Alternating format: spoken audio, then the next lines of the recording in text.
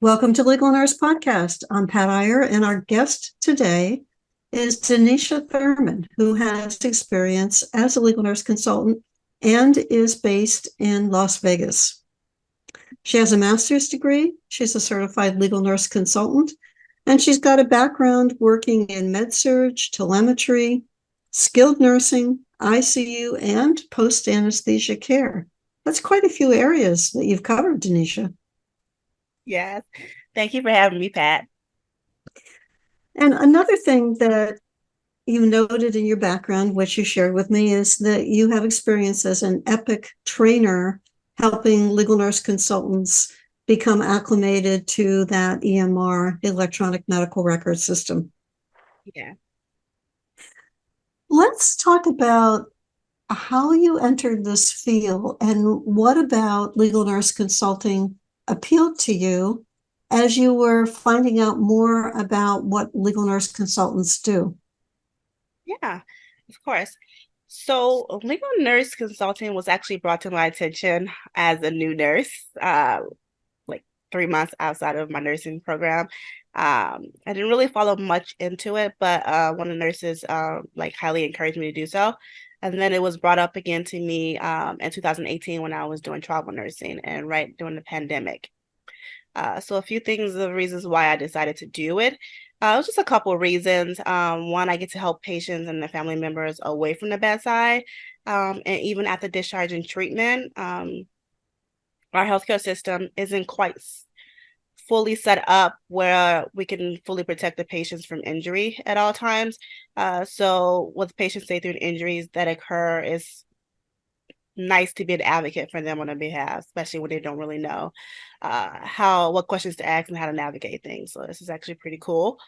And then secondly, I would have to say having autonomy, complete autonomy of my professional and personal life has really been a great benefit.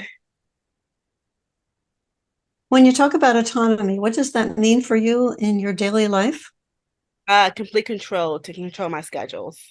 So if I want to schedule to get back to the gym and start getting more healthy, working out, I can schedule a workout session or a class at 9:30 a.m. or versus 12 p.m. on certain days when I'm having a busier day. Uh, to schedule vacations without having to wait for approval and for abbreviated time. I know sometimes when you're on the floor, you can only get a certain amount of days for, especially in the high areas, high traction areas and the holidays and things of that nature, or summer times too. So having that complete autonomy to travel, to take on courses or classes, work out whenever I want to, and still fit in my actual work to do is what I love the most about it. Mm-hmm. Do you maintain a clinical role right now? Yes, kind of, sort of. I've been a travel nurse for the past 5 years. So since 2018, I started doing PACU travel nursing. And when I first started doing travel nursing, I was literally taking assignments back to back. I'll just take a week off in between or 2 weeks off for the holidays, and that was pretty much it. So it was just around the clock working. Now that I'm actually setting up my business and switching gears, to have my business be the primary focus for me, I do a lot less travel assignments. So maybe one or two a year to keep me one Mm-hmm. activated with the nursing skills and my knowledge and things of that nature, but also to help me meet people, network, and to get out of the house. Mm-hmm. And for those listeners who are not familiar with travel nursing, can you explain what that term means? Yeah. So when there's a need in the hospital, when the unit is short staffed, we'll just say pack you 'cause that's what I do. Especially around the summertime or even the holidays, people are taking vacation like we spoke of before. And they can't give that actual job away. They'll have someone come in temporary to fill that need. So usually travel contracts are about 13 weeks total. You get the opportunity to extend if you would like, if they think you're a good fit and you think you're a good fit to the unit. And then you go in temporary to help out. You do everything you would do as a nurse. you do get abbreviated training, so you do have to have a solid foundation of nursing in your skill set, because they're only going to give you maybe 1 to 4 days at the most of training, and then you're on your own. So and that does include HR training too. So you have to be able to catch on pretty quickly and do well in that aspect. But you're going in to fill a need to help out in the unit and things of that nature. For me, because it's PACU, we do have call and those type of rotations too. So those things also are taken into account.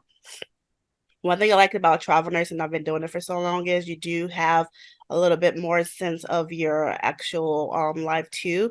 To a certain extent, I can like pick and choose what months I want to work. If I have a vacation coming up, I'll just say I'm not going to take a contract before then, or I'll just put that in my contract to let them know that I'm not available during those days. It's becoming more and more restrictive now. So that is another thing to look into too when you're doing the travel nursing too. Restrictive in terms of being able to define when you're available. Is that what you mean? Yeah, so they're cracking down on the amount of days you can take off during a travel assignment, which, yeah, it kind of makes sense to a certain extent, because I mean, you're there to help fill a need, to help them out of a crunch and short staffing. So if you're doing a 13-week assignment but you're requesting 2 weeks off, they usually will refuse your application for that unit. So you just gotta. Most agencies nowadays do 5 days for 13 weeks. 5 days off or 5 days of vacation time in 13 weeks. Yes. It couldn't be 5 days off. Otherwise, you'd be working 7 days a week. Exactly. That would be terrible, right? So that would be challenging. Yeah. All right. I got it. And what kinds of places have you worked as a travel nurse? Mostly California. I'm originally from Chicago. So when I left in 2018, I was completely over the snow and the winters. So I was looking to go to a warmer climate, and I was actually looking to relocate to California, San Diego area. So I actually I've done most of my contracts in California, just to see if I wanted to relocate there. Unfortunately, I did not. But I've done San Jose. I was in Napa for 9 months, which is really cool. LA for 9 months, which was really cool. I was in LA during the pandemic. I've been to Fresno. I've been to Port Angeles and Washington, which is really nice. I got to go to Seattle a couple days and go to take the ferry over to British of Columbia for Victoria to do some unwinding there. Took a contract here in Vegas. Santa Clara, California, I've been there. So quite a few in California. Yes, it sounds like you've been to several places in California, several completely different places from each other as well. Yeah. So I'm in the second area, like San Jose and Santa Clara is pretty close together, and Long Beach and LA were kind of close. So it was, yeah. Yes. Still trying to get to San Diego and Hawaii, but those are more competitive. So I would imagine they would be. Those are considered to be highly desirable places. Especially Hawaii. I would love to go there. Well, you mentioned you found out about legal nurse consulting shortly after you entered nursing school, and then again in 2018 and during the pandemic, and now it's come up for you. You've gotten your first case. We talked about as we were planning this podcast. Many listeners are intensely curious. How did you get your first case? That's a question that I get asked frequently, or how can I get my first case? Tell us about how that evolved for you. Sure.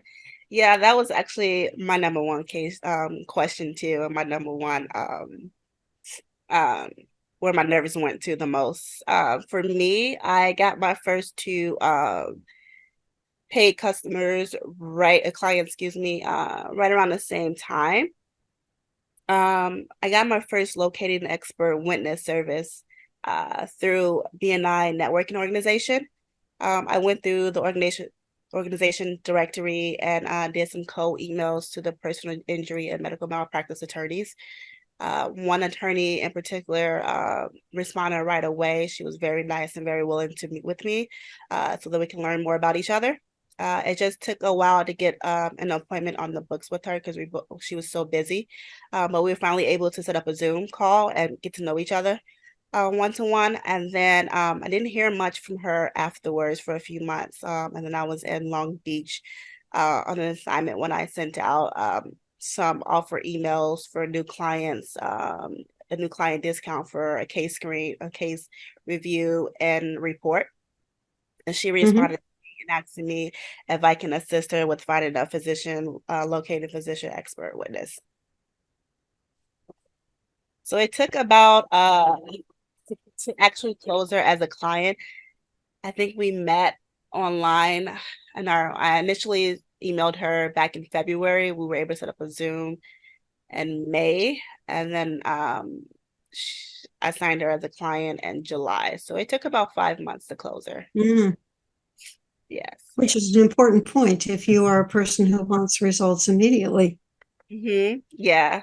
And that's kind of me. I'm actually with my business, I'm learning that those results are not going to happen right away. I'm so used to doing stuff and getting results right away and seeing it. But with the LNC business, you don't see it right away. It does take time.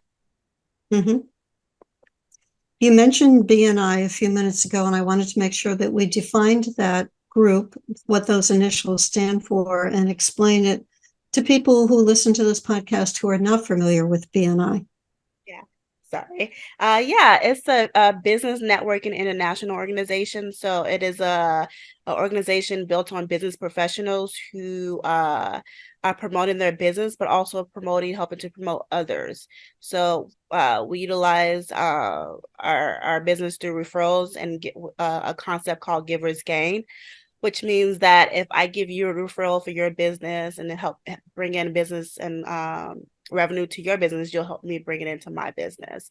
And so we do that based on those referrals, and we help each other out. And you're the second person I've talked to just in the last couple of weeks who had success with BNI, with somebody who was a member of BNI who met an attorney. And that attorney said, I'm so busy, I'm so overwhelmed, I have all these medical cases. And he said, yes, there's a nurse that I work with in BNI who helps attorneys with just those issues. She went in thinking that he was going to want her to educate the staff, and she brought cookies and was planning to feed everybody. And he said, no, come in here in my office. I've got this stack of medical records. I want you to help me. And she walked out with the case without even having the chance to educate them. But he said, this is what I need. Help me right away. That's awesome. Yeah. Yes. She's one of my coaching clients in my LNC Elite coaching program. We've been talking about various ways of connecting with attorneys. It sounds like the first attorney came through this referral with somebody with BNI, and then the second one was as a result of you reaching out to attorneys. Before we continue with the show, I'd like to share this special announcement with you. How do you create irresistible opt-in offers? Turn visitors into loyal customers. Give them something valuable enough that they will give you their email address. This is called an opt-in offer. Successful entrepreneurs have learned that the best opt-in offers address a prospect's pain points and present solutions. They demonstrate that you understand the potential client or customer's problems and have the expertise to solve them. I'm Pat Iyer, the author of Creating Irresistible LNC Opt-in Offers, and I owe much of my success in building a multi-million-dollar business to my popular opt-in offers. I wrote this book because I see so many LNC websites that lack an opt-in offer and therefore waste the opportunity to develop a list of interested attorney clients. I've also seen vague or unappealing offers that make me wonder, why should I provide my name and email address? Creating Irresistible LNC opt-in offers provides detailed step-by-step instructions to help you write a compelling opt-in offer. It further helps you set up a fully automated marketing system for your business. You will have identified and analyzed the characteristics of your ideal client. Most importantly, you will have the tools to attract these prospects and turn them into paying clients. Order your book today.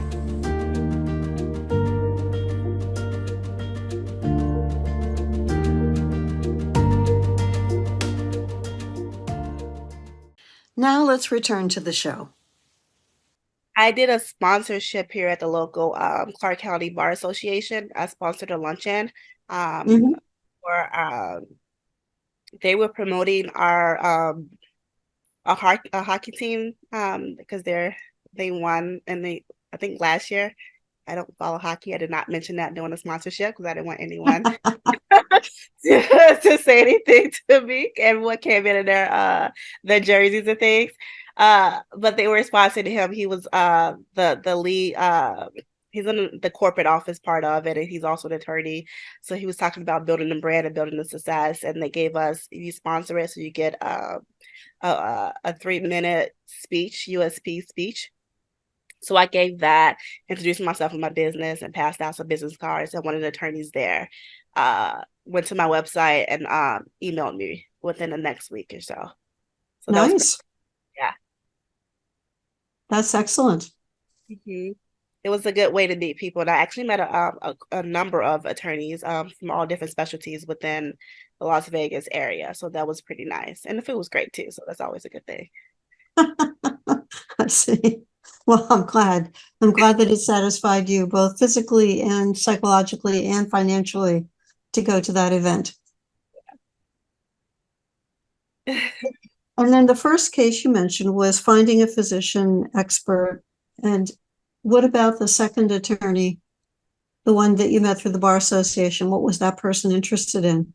That's the case screen. So I'm screening the case for merit. I'll give them a report. I'm actually finishing it up now, which is great. And it's just a merit review for a medical malpractice case here in Vegas.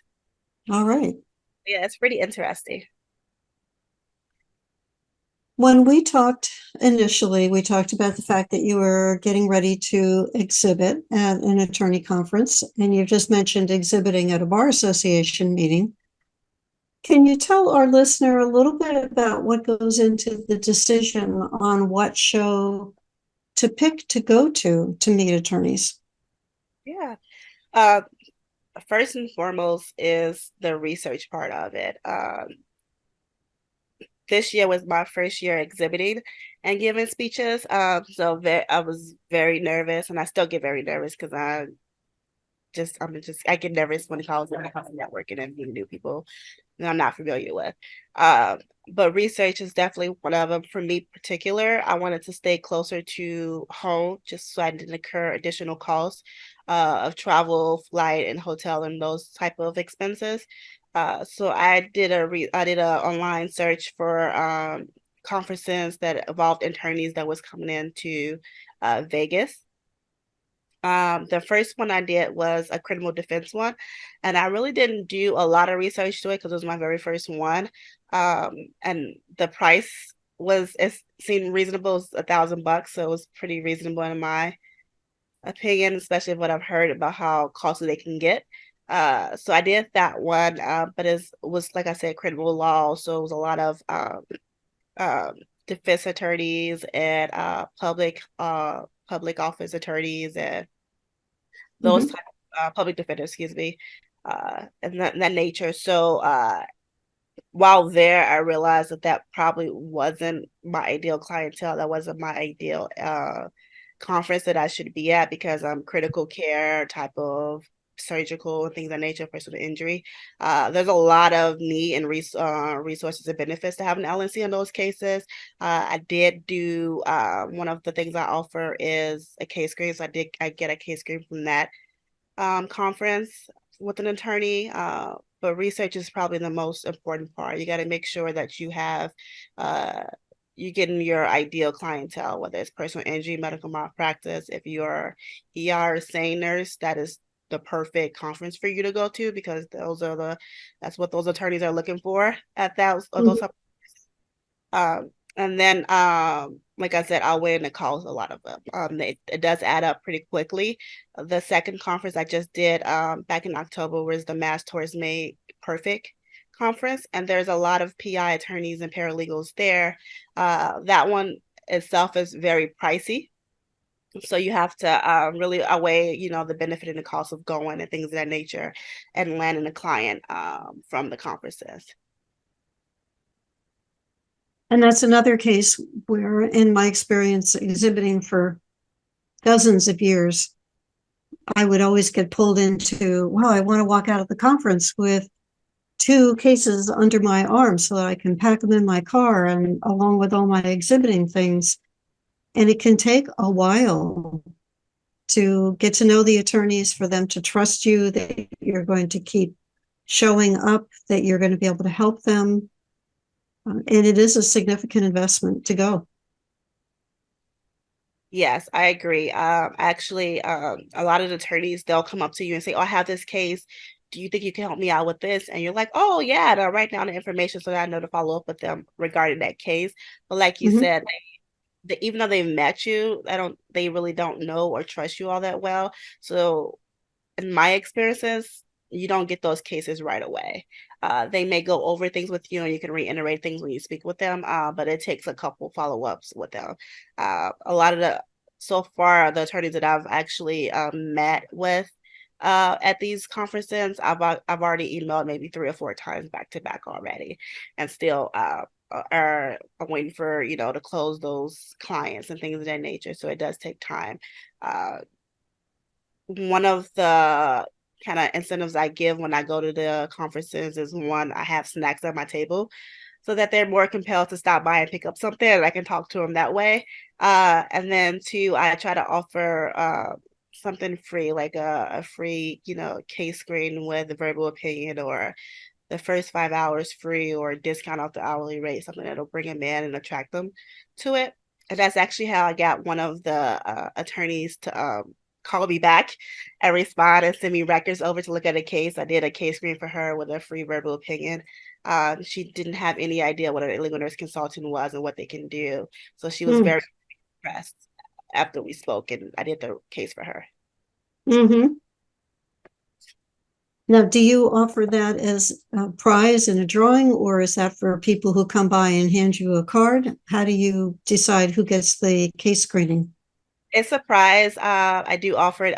You can drop your card in the. I have a little bowl that I put in. You can put your card, or some people. A lot of attorneys nowadays don't even carry their business cards anymore, so it's all electronic. So I created a QR code so they can scan and put their information in that way, and I'll just randomly pick someone from the business cards and then from the QR scan. So you'll have 2 winners. Okay.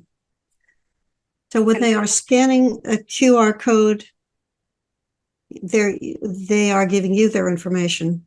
yes, they give, like, it's just their company, their name, their company, the type of specialty they do, and the best contact information for me to reach Mm, out. Yes. And then it all gets uploaded into a spreadsheet that I can access after the conference. gotcha. Okay.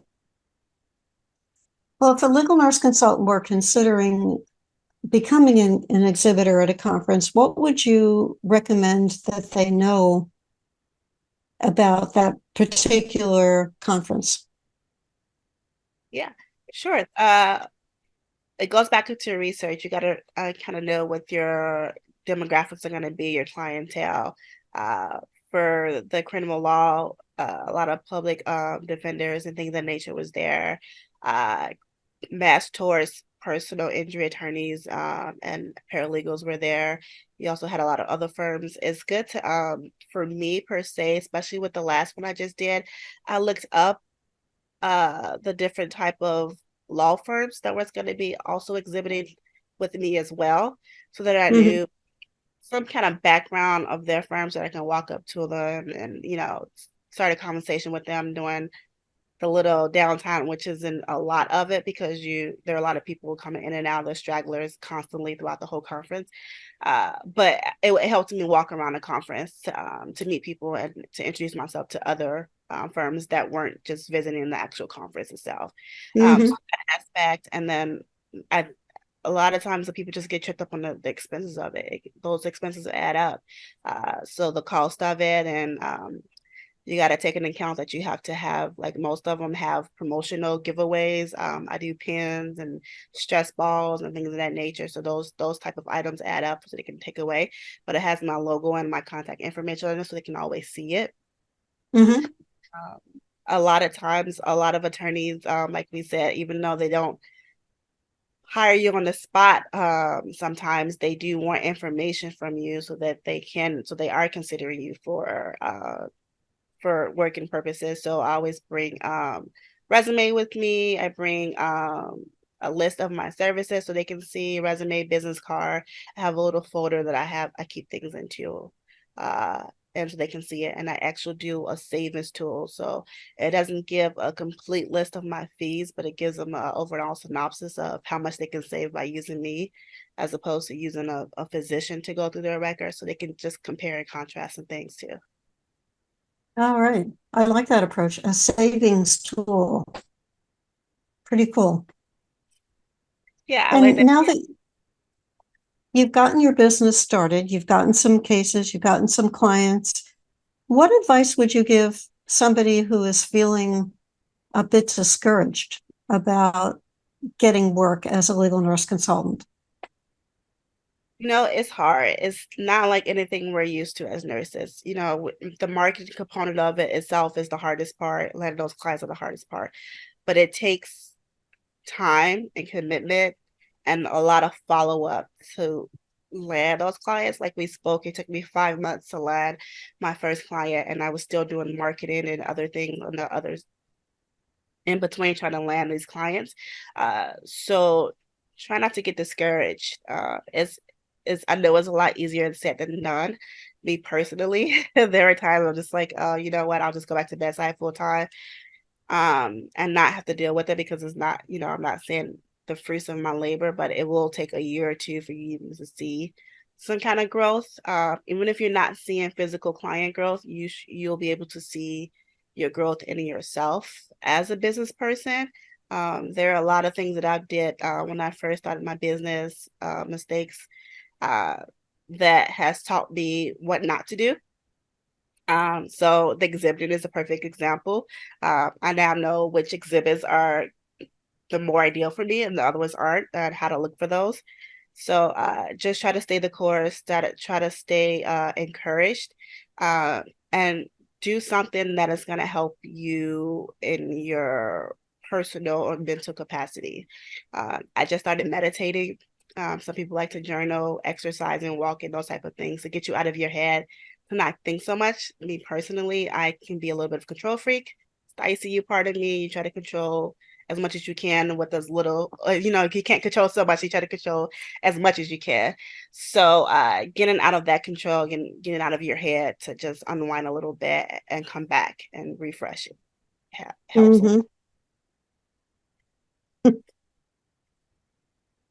I'm just laughing to think about how much in control we like to have. We love to be in control of our life. And Yeah. when things don't work out well, it's a test of patience and maturity.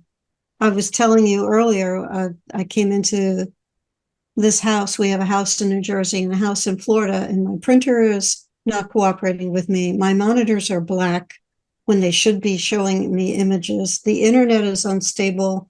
So I'm recording this podcast on my phone.